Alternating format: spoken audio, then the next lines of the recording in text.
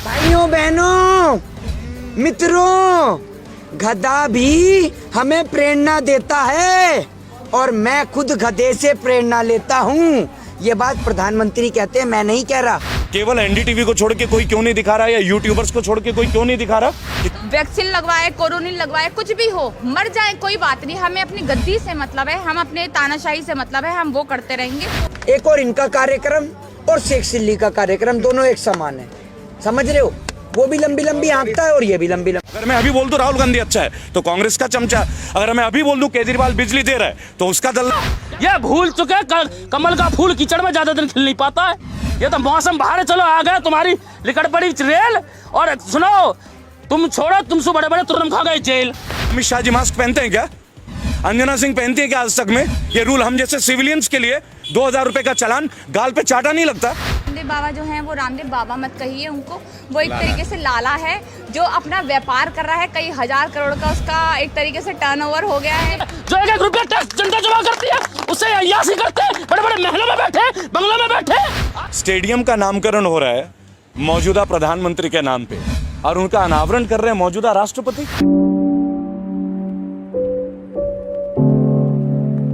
किसान में तो गर्मी उस समय भी थी जब -1 में डिग्री टेम्परेचर था। किसान में गर्मी उस समय भी थी यदि ठंड में बैठा है। और ये गर्मी का आक्रोश तो किसान के अंदर बहुत ज़्यादा है। सरकार जिस आज रवैया देश में चल रहा है बड़ा दुर्भाग्यपूर्ण है। देश में हमेशा आंदोलन हुए, गुलाम भारत रहा, अंग्रेज़ों ने राज किया, मुगलों ने राज किया। जब जब आंदोलन हुए देश में क्रांति आई, बदलाव आए। और आज देश में इस तरह की ताकतें मतलब बैठी हुई हैं सत्ता में। जब वो विपक्ष में थे तो बड़ी अच्छी अच्छी बात करे वो, भाई कांग्रेस ये करती है, कांग्रेस वो करती है, हम लोग होते हम ये करते, हम जो है। मैं अभी सुषमा जी को सुन रहा था, भी उन्होंने कहा भी हम ठीक है, हम आपस में जो बातें करते हैं, आरोप एक दूसरे पर आरोप प्रति आरोप लगाते हैं, वो व्यक्तिगत नहीं लगाते हैं। हम नीतियों के खिलाफ, मुद्दों के खिलाफ बोलते हैं।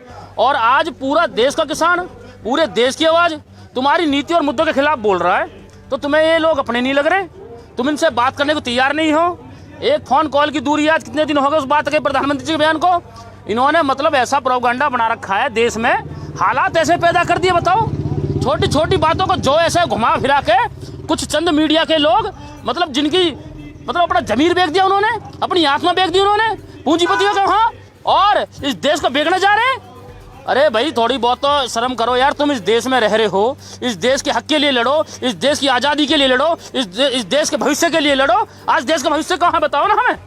अरे फौजियों की पेंशन तुमने बंद कर दी, एक नेता विधायक बन जाओ वहाँ पेंशन मिले, एक योजना विधायक बनकर एक पेंशन, दूसरी में MLC बनकर दूसरी पेंशन, राज्यसभा चलेगा तीसरी पेंशन, और सांसद बनकर 4 पेंशन। एक नेता 4 पेंशन लेता है। और एक देश को शहीद जो 60 साल अपनी जिंदगी के बॉर्डर पे लगाता है, जी जान खेल के लगाता है, उसकी पेंशन तुम लोगों ने खत्म कर दी। क्यों कर दी भाई तुमने भाई? हैं ऐसा कौन सा तुम्हारे अंदर मतलब क्या चल रहा है? अगर ये आंकड़े उठा कर देखा ना, बजट की बात करते हैं, भाई फौज में इतना बजट खर्च कर रहे हैं, हम रक्षा मंत्रालय में इतना बजट कर रहे हैं, देश की सुरक्षा में इतना बजट खर्च कर रहे हैं। मैं दावे के साथ कह रहा हूँ, इन नेताओं की कुंडली निकाल के देखो, विधायिका की कुंडली निकाल के देखो, संसद की कुंडली निकाल के देखो, सबसे बड़ा बजट इन नेताओं के ऊपर खर्च होता है। इनके आंकड़े निकाल के देखो, एक सांसद को कितने रुपए मिलते हैं, एक विधायक को कितने रुपए मिलते हैं। एक सांसद को 25 करोड़ मिलते हैं एक योजना में, वो कितने में लगाता है अपने क्षेत्र में सुविधाएं।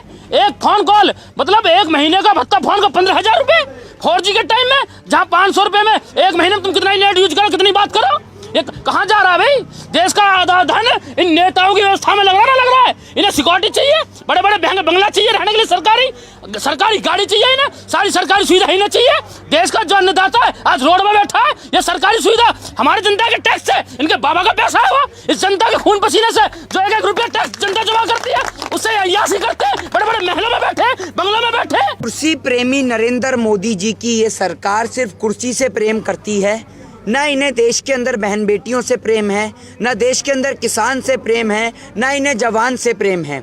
इन्हें प्रेम है सिर्फ इस देश की कुर्सी से, और कुर्सी के खातिर ये एक भाई को दूसरे भाई से लड़ाते हैं। कभी कास्ट और रिलीजन की राजनीति करते हैं, कभी जाति और धर्म की राजनीति करते हैं। और आज इस कुर्सी के खातिर इन्हें 82 दिन से 85 दिन से बैठा हुआ किसान नजर नहीं आ रहा, लेकिन बंगाल को सोने की चिड़िया बनाने चले हैं गृह मंत्री महोदय। तो गृह मंत्री जी, बंगाल को सोने की चिड़िया बाद में बनाइएगा, पहले इस देश के जवान को जिसके लिए उसकी मिट्टी, उसका सोना भी है, उसका चांदी भी है, उसका सब कुछ है, उसका आन बान शान, उसका स्वाभिमान आज खतरे में है। आज देश के किसान की फसल खतरे में है। आज देश का किसान 85 दिन से सड़क पे बैठा है। और देश का दुर्भाग्य देखिए कि देश का मुखिया, देश का प्रधान सेवक, देश का चौकीदार, जो मात्र चंद उद्योगपतियों को फायदा पहुंचाने के चक्कर में देश के तमाम किसानों को बलि का बकरा बनाने में लगा हुआ है।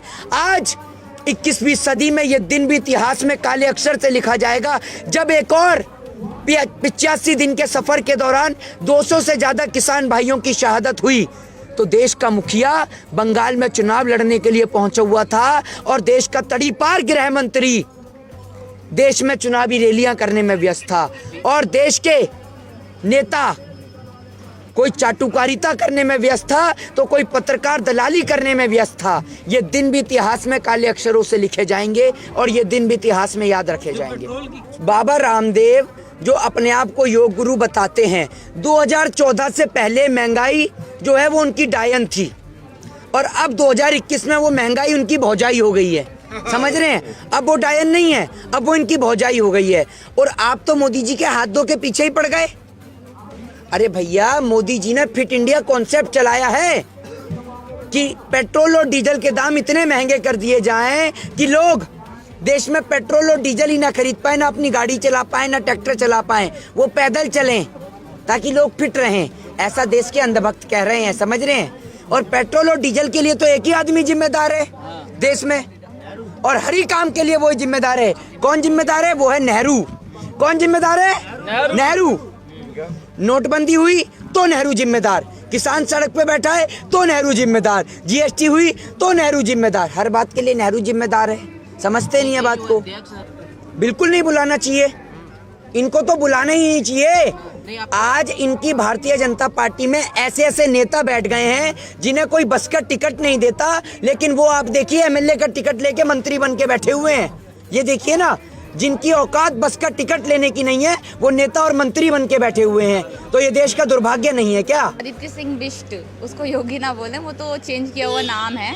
और आदित्य सिंह बिष्ट जी की एक बारी हम हिस्ट्री निकाल कर देखें तो पता है वो कैसे इंसान है। तो उनसे किसी तरह की उम्मीद लगाना बेकार है। और ये बजट, अब तो हमें शायद बजट देखना बंद कर देना चाहिए, क्योंकि बजट में सबसे शुरू से और आखिरी तक यही बात होती है कि हमने ये बेच दिया, हमने वो बेच दिया, ये बेचा जाएगा, ये बेचा जाएगा, इसको प्राइवेट किया जाएगा, इसको प्राइवेट किया जाएगा, ये सब महंगा हो गया। तो कहीं का भी बजट देखते हैं हम तो यही चीज़ दिखती है। तो मुझे नहीं लगता किसी तरीके से इनसे उम्मीद की जानी चाहिए। और बीजेपी सरकार जहाँ भी हैं वो कोई भी बजट निकाले, खराब ही बजट होता है हमेशा। जिस तरह से हमारा पहला अभी थोड़े दिन पहले बजट आया, उसमें सारी चीज़ों को प्राइवेट करने की बात की गई, सारी चीज़ें महंगी हो गई। उसके बाद पेट्रोल के दाम हमने देखे, गैस सिलेंडर्स के हमने दाम देखे, कितनी बुरी तरह बढ़ते जा रहे हैं लगातार। तो अब जो वो महिला थी, एक जो चूड़ियाँ बेचने की बात करती थी, राहुल गांधी के लिए चूड़ियाँ पहनाने की बात करती थी, जो सड़कों पर बैठ जाती थी स्मृति ईरानी, वो मैडम दिखाई नहीं दे रही है। मतलब क्या कहते हैं, गैस सिलेंडर के इतने दाम बढ़ गए हैं। जो कांग्रेस सरकार में बिल्कुल चक्का जाम करके बैठ गई थी कि हम यहाँ से नहीं जाएंगे, यहाँ से हम तो यहीं पे टिके रहेंगे, कहाँ गई हैं आप? अभी भी तो पेट्रोल हो गया, डीजल हो गया, या फिर हमारे गैस सिलेंडर्स हो गए, या फिर सारी चीज़ें जो हो गई, इतने बुरी तरह दाम बढ़ रहे हैं। आप निकल कर आइए, ज़रा देखिए। आपको मतलब एक ही तरफा चीज़ बोलनी नहीं चाहिए। अगर आपके अंदर कुछ खुद भी बुरा है तो अपनी बुराई के खिलाफ भी खुद खड़ा होना चाहिए आपको। आपकी सरकार इतना बुरा कर रही है लोगों के साथ लगातार। कभी कोई, हमने देखा कभी कहीं मॉब लिंचिंग हो जाती है, कभी कहीं मर्डर हो जाते हैं, कोई नहीं देखता है।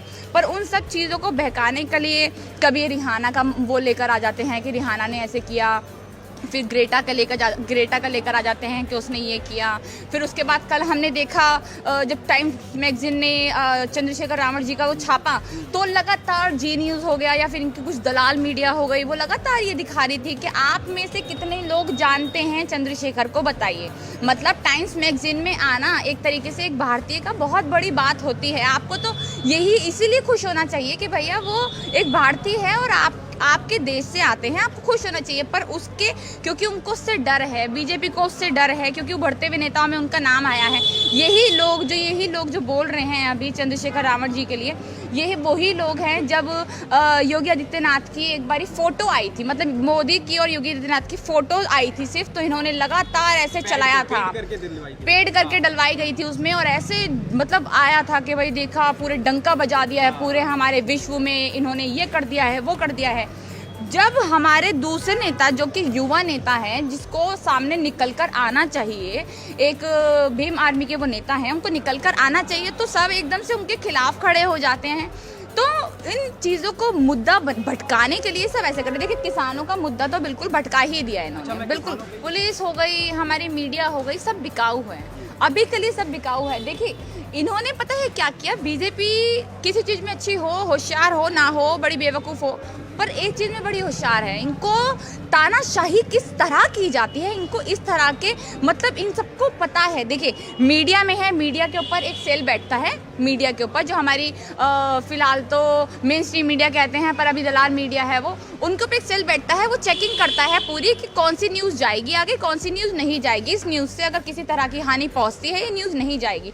अब इन्होंने पूरी अपनी कमेटी बैठा दी है उसके ऊपर, बीजेपी के करीब 250-300 लोग हैं उसमें, वो बैठा दिए गए हैं। अब वो हिसाब से अपने देखते हैं कि किससे बीजेपी को फ़ायदा हो रहा है और किससे बीजेपी को नुकसान हो रहा है। जिससे बीजेपी को फ़ायदा हो रहा है वो ही न्यूज़ चलेंगी, उसके अलावा कोई भी न्यूज़ नहीं चलाई जाएंगी। देखिए, दो चीज़ें आपको समझना होगा कि जब 2014 में इनकी सरकार आई थी, 2014 में, तो इनकी सरकार बहुत सारी चीज़ों को रिमूव करने के लिए आई थी। आखिर 70 साल के एक रेजिम को, जिसे कांग्रेस का रेजिम, ये बीजेपी वाले ही बोलते हैं, मैं और आपका कहना नहीं है। और मैंने तो कभी वोट दिया नहीं था, मैंने पहली बार वोट ही 2014 में दिया, ये ऑफिशियल है, आप मेरे फेसबुक के पेज पे भी देख सकते हैं, ये ऑफिशियल चीज़ है। तो मैं एक बात आपसे कहना चाहूँगा कि हमने उनको वोट क्यों दिया था, हमने उनको इलेक्ट नहीं किया था। एक्चुअली उनका इलेक्शन हमारे सिलेक्शन के द्वारा हुआ था, मन से वोट दिया था, हृदय से वोट दिया था, दिल से वोट दिया था, आप इस बात को समझेंगे। लेकिन हुआ क्या, उन्होंने बोला कि एक परिवार के नाते 50,000 परियोजनाएं चल रही हैं गांधी परिवार के नाम से, 50,000 projects in the name of Gandhi family या कांग्रेस फैमिली, आप कुछ भी बोल लें, आज के डेट में गांधी फैमिली यानी कांग्रेस का परिवार, ये उनका कहना था। लेकिन आज क्या है, आज सरदार वल्लभ भाई पटेल का जो स्टेडियम है मोंटेरा का, जिसमें कई अंतर्राष्ट्रीय टेस्ट मैच, वनडे इंटरनेशनल और एक T20 भी खेला जा चुका है, आप उसको आज फिर से नवीनीकरण कर चुके हैं। और नवीनीकरण करने के बाद आपने एक बात ऑब्जर्व किया कि आपने एक कॉम्प्लेक्स का नाम कर दिया सरदार वल्लभ भाई पटेल, उसी के अंदर का एक कॉम्प्लेक्स का, लेकिन स्टेडियम का नाम कर दिया नरेंद्र मोदी स्टेडियम, राइट। आज देश के एक मौजूदा प्रधानमंत्री, और उससे भी ताज्जुब की बात यह है कि उनका उद्घाटन करते हैं देश के मौजूदा राष्ट्रपति। ये डबल सरप्राइज पैकेज है, क्योंकि एक राष्ट्रपति जो हैं वो प्रथम नागरिक है हमारे राष्ट्र के। आज किसान आंदोलन में 200 से ज़्यादा लोगों ने शहादत दी है, 200 से ज़्यादा लोगों ने, उनके लिए किसी को समय नहीं मिल रहा है। लेकिन राष्ट्रपति महोदय को इस कोरोना काल में एक स्टेडियम का अनावरण करने का समय मिल रहा है। और आप वो दौर देखिएगा किस तरीके का, मास्क पहन के लोग जा रहे हैं, स्टेडियम का नाम रखा जा रहा है, अंबानी कॉर्नर भी है, अडानी एंड भी है, ये भी आपको बता देना चाहूँगा। एक सवाल लोगों के मन में केवल ये रह गया, 23 तारीख को मैं कलकत्ता था, मुझे पता चला कि माननीय मोदी जी भी कलकत्ता पहुँच रहे हैं, तो मैं शहीद मीनार में था, मेरी वहाँ कॉन्फ्रेंस थी, और नेताजी सुभाष सेना के लोगों ने मुझे इन्वाइट किया था। उन्होंने जाके नेताजी सुभाष चंद्र बोस के बारे में कितनी ही बातें करी। 23 जनवरी, उन्हें जब भी किसी राज्य के कोई नेता की याद आती है ना, वो तुरंत फ्लाइट लेके पहुंच जाते हैं। अगर उनके दिल में सच में ये भक्ति होती है नेताजी सुभाष चंद्र बोस के लिए, या चंद्रशेखर आज़ाद के लिए, या प्रफुल्ल चाकी के लिए, या अशफाक उल्लाह खान के लिए, किसी भी हमारे शहीद आजम भगत सिंह के लिए, तो क्या ये स्टेडियम उनके नाम में नहीं करना चाहिए था? अगर वो ये करते तो हमें ये लगता कि नहीं, ये राजनीतिज्ञ नहीं है, ये नेशनल लीडर हैं, नेशनल लीडर, केवल प्राइम मिनिस्टर नहीं है। हमने मोदी जी को as a prime minister selection नहीं किया था, हमने उनको सिलेक्शन किया था एज अ नेशनल लीडर, कि एक साधारण व्यक्ति भी बिना खानदानी पॉलिटिक्स का, बिना पैसेपति, बिना पूंजीपति परिवार के, क्योंकि वो खुद को चाय वाले बताते हैं, राइट, तो वो प्रधानमंत्री बन सकते हैं। क्या फ़र्क रहा जब 2010 से पहले मायावती जी ने दलित प्रेरणा स्थल में अपना स्टैचू लगाया था, अपनी प्रतिमा लगाई थी, उन्होंने लोगों से आह्वान किया था कि मुझे पूजो, मुझे पूजो, ये कहा था। लेकिन तब यही लोग थे जो विरोध करते थे। आज इनको क्या हो गया भाई, आज आप अपना नाम की पूजा नहीं करा रहे हैं, क्या इस वक्त उनकी उतनी उम्र हो गई है? अब बहुत जल्दी आप ये भी देखेंगे कि भारत रत्न आपको ना मिल जाए, क्योंकि जिस देश में मौजूदा प्रधानमंत्री के नाम पे स्टेडियम होता है और उसका अनावरण मौजूदा राष्ट्रपति करते हैं, तो कहीं ना कहीं सबको टेंशन होती है। महंगाई पे देखिए, देश के असली मुद्दे इस वक्त स्टेडियम नहीं है। देश का असली मुद्दा अगर आप देखना चाहें, कोई भी नेशनल मीडिया जो हमारी बेसिक मुद्दे उन पे चर्चा नहीं कर रहा है। क्यों ना चर्चा करे महंगाई के ऊपर, क्यों ना चर्चा करे बेरोजगारी के ऊपर,